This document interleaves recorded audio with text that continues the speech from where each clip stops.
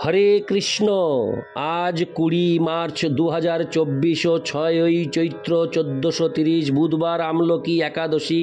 এই আমলকি একাদশীর দিনে আমি শ্রীমদ্ ভাগবতম পাঠ করছি। আজ আমি পাঠ করছি শ্রীমদ্ ভাগবতমের দ্বিতীয় স্কন্দ 8ম অধ্যায়। মহারাজ পরীক্ষিতের প্রশ্নের শ্লোক 12, 13, 14 ও 15। অডিওর শুরুতে আমি আমার সকল ভক্তিমতী মা ও ভক্তবৃন্দের কাছে একটি আবেদন করতে চাই, আপনারা কৃপাপূর্বক আমার এই ছোট্ট ইউটিউব চ্যানেল জীবনের পূর্ণতাকে সাবস্ক্রাইব করে আমাকে আশীর্বাদ করুন ও আমার চ্যানেলটিকে ধন্য করুন, যাতে এই চ্যানেলের সব ভিডিওগুলি অনেক দূর পর্যন্ত বিস্তার লাভ করতে পারে। হরে কৃষ্ণ।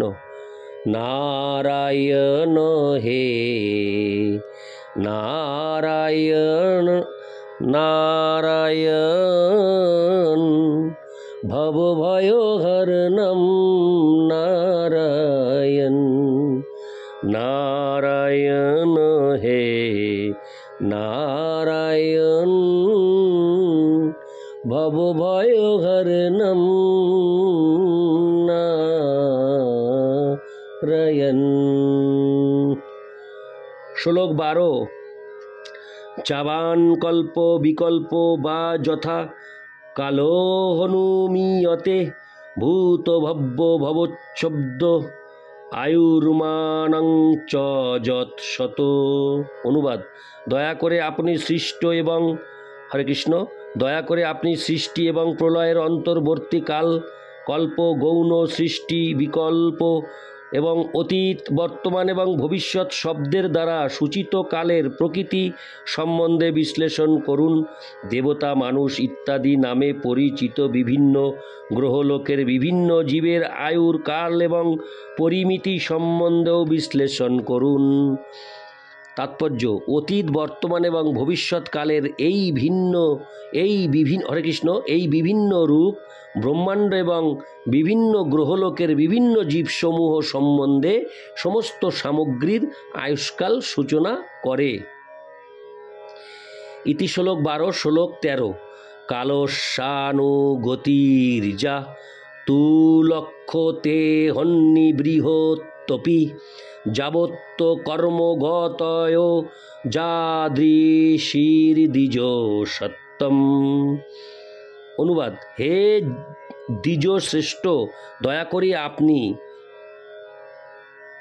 করে আপনি কালের ক্ষুদ্র এবং বৃহৎ পরিমিতির কারণ এবং কর্ম অনুসারে কালের কিভাবে সূচনা হয় তা বর্ণনা করুন। ইতি শ্লোক 13। শ্লোক 14। যস্মিন কর্ম সমাবায় যথা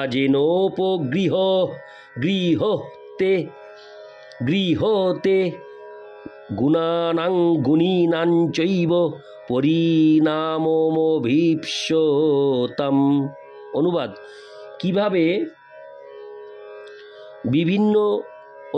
কিভাবে বিভিন্ন গুণ থেকে উৎপন্ন ফলের এবং জীবের বাসনা অনুসারে জীব দেবতা থেকে অত্যন্ত নগণ্য প্রাণী পর্যন্ত উন্নীত হয় অথবা অধঃপতিত হয়, সেই সম্বন্ধ আপনি দয়া করে বিশ্লেষণ করুন। তাৎপর্য: জড়া প্রকৃতির গুণের সমস্ত কার্যের ক্রিয়া এবং প্রতিক্রিয়া অনুরূপে অথবা বিরাট রূপে সঞ্চিত হয় এবং সেই অনুপাতে যে কর্মের ফল প্রকাশিত হয়, কিভাবে সেই ক্রিয়া এবং প্রতিক্রিয়া সংগঠিত হয়, তার বিভিন্ন পদ্ধতি কী অনুপাতে তা ক্রিয়া করে। মহান ব্রাহ্মণ সুখদেব গোস্বামীর কাছে পরীক্ষিত মহারাজের প্রশ্নের সেইগুলি হচ্ছে বিষয়বস্তু। স্বর্গলোক নামক উচ্চতর লোকে অন্তরিক্ষ যানের সাহায্যে যাওয়া যায় না, যে চেষ্টা আজকাল অনভিজ্ঞ বৈজ্ঞানিকেরা করছে। পক্ষান্তরে সেখানে যাওয়ার প্রকৃত উপায় হচ্ছে সত্য গুণে কর্ম করা। আমাদের এই গ্রহেও যে সমস্ত দেশগুলি অত্যন্ত সমৃদ্ধশালী, সেখানে বিদেশিদের প্রবেশ করার ব্যাপারে নানা রকম প্রতিবন্ধকতা রয়েছে।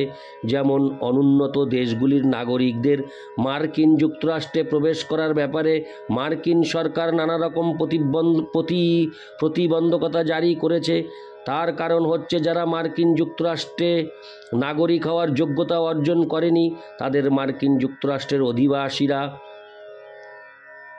সেই দেশের সমৃদ্ধিতে ভাগ বসাতে দিতে চায় না, তেমনি অন্যান্য যে সমস্ত গ্রহে উচ্চতর বুদ্ধিমত্তা সম্পন্ন জীবেরা বাস করে তাদের মনোভাবও এই রকম।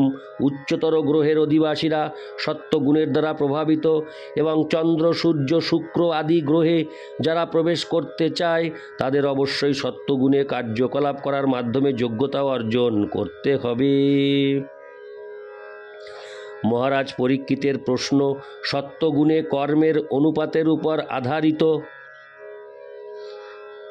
যার ফলে এই গ্রহের মানুষেরা ব্রহ্মাণ্ডের উচ্চতম প্রদেশে উন্নীত হতে পারে। আমাদের এই জগতেও সৎকর্ম করার মাধ্যমে উপযুক্ত যোগ্যতা অর্জন না করলে সমাজে উন্নত পদলাভ করা যায় না। উপযুক্ত যোগ্যতা অর্জন না করে কেউই জোর করে হাইকোর্টের বিচারপতির পদ লাভ করতে পারে না। তেমনি এই জীবনে সৎকর্ম করার মাধ্যমে যোগ্যতা অর্জন না করে কেউই উচ্চতর লোকে প্রবেশ করতে পারে না। যারা রজ এবং তমগুণের দ্বারা প্রভাবিত বৈদ্যুতিক যন্ত্রের সাহায্যে উচ্চতর লোকে প্রবেশ করার কোনো সম্ভাবনা তাদের নেই।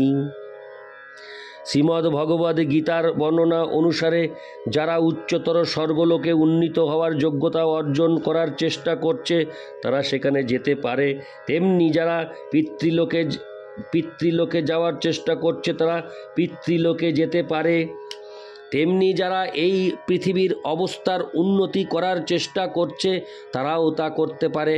আর যারা তাদের প্রকৃত আলায় ভগবদ্ধামে ফিরে যেতে চায় তারাও সেই ফল লাভ করতে পারে। সত্ত্বগুণে সম্পন্ন বিভিন্ন কার্যকলাপ হচ্ছে ভক্তিযুক্ত পুণ্যকর্ম, ভক্তিযুক্ত জ্ঞানের অনুশীলন, ভক্তিযুক্ত যোগ এবং চরমে গুণাতীত শুদ্ধ ভক্তি। এই শুদ্ধ ভক্তি জড়া প্রকৃতির অতীত এবং তাকে বলা হয় পরাভক্তি। এই শুদ্ধ ভক্তির দ্বারাই কেবল ভগবানের অপ্রাকৃত ধামে উন্নীত হওয়া যায়। এই ভগবদ্ ধাম কাল্পনিক নয়, তা চন্দ্র সূর্যের মতোই বাস্তব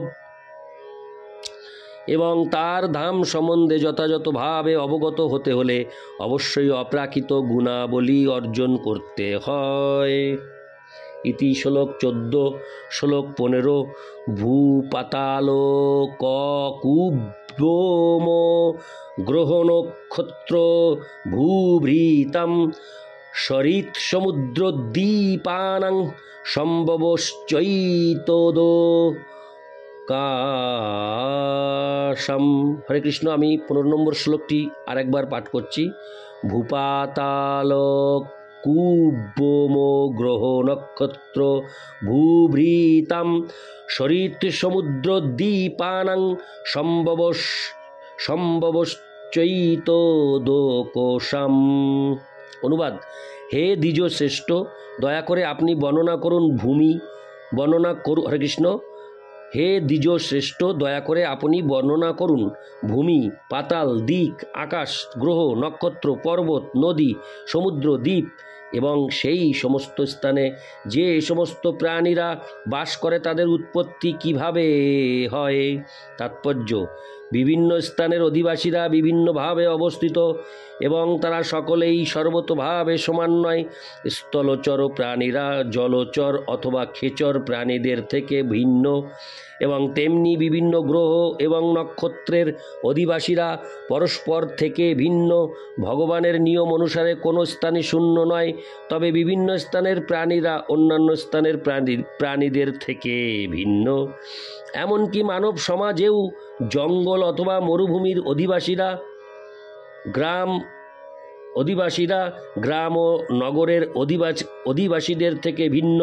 প্রকৃতির গুণের প্রভাবে হরে কৃষ্ণ প্রকৃতির গুণের প্রভাব অনুসারে তারা এইভাবে নির্মিত হয়েছে।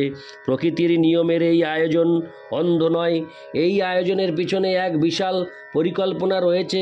মহারাজ পরীক্ষিত মহর্ষি সুখদেব গোস্বামীর কাছে অনুরোধ করেছেন তিনি যেন প্রামাণিকভাবে যথাযথ উপলব্ধির মাধ্যমে সেই সমস্ত বিষয় বিশ্লেষণ করেন। ইতি শ্লোক 15। নারায়ণ হে নারায়ণ ভব ভয় হরণম নারায়ণ। হরে কৃষ্ণ কৃষ্ণ কৃষ্ণ হরে হরে, হরে রাম হরে রাম, রাম রাম হরে হরে। জয় রাধে রাধে শ্যাম। হরে কৃষ্ণ।